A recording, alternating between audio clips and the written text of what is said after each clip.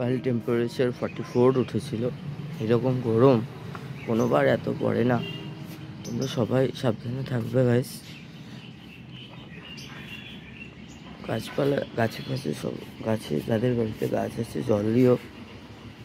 পশু যাদের বাড়িতে পেটস আছে তাদের সাবধানে রেখো। রাস্তায় কুকুরদের জন্য জল রাখবে। যদি পারো তো এই পাখি ফাঁকিদের জন্য একটু বাড়ির ছাদে ফাঁদে জল রেখে দেবে। কারণ এইরকম গরম কোনোবার পড়ে না।